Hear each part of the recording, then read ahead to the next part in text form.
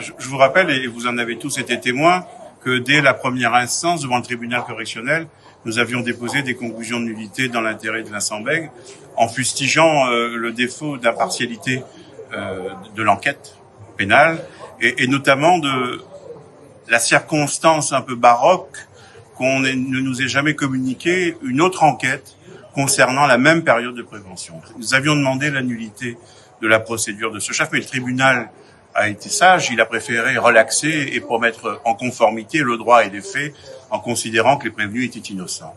Le ministère public a interjeté appel et nous voilà de nouveau à parler du même dossier. Et puis coup de théâtre ce matin, cet après-midi, comme vous l'avez constaté, la procureure générale, enfin, le parquet s'est procuré la procédure dont on parle, cette double procédure, cette procédure parallèle, et la Cour d'appel en a tiré certaines conséquences en renvoyant le dossier et en invitant le parquet général à communiquer cette procédure qui était passée sous silence depuis l'origine. Je crois que nous l'avons tous constaté.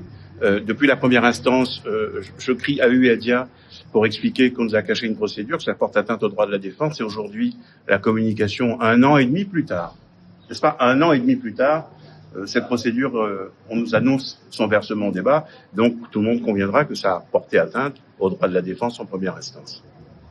Que savez-vous de cette procédure précisément? Et rien pour l'instant, si ce n'est de l'aveu même du parquet général que cette autre enquête porte sur la même période de prévention et concernerait à peu près, peu ou prou, les mêmes individus. Quelle a été la réaction de la procureure générale à l'annonce de cette double enquête? Eh bien, je vais lire avec beaucoup d'appétit ce que vous direz demain dans vos articles sur son attitude. C'est une procédure qui apparaît complètement bancale, à tous les stades. Où que vous la preniez, du début à la fin, cette procédure n'est ni faite ni à faire. Donc, en général, vous savez, ce genre de situation vont très clairement de pair avec l'innocence.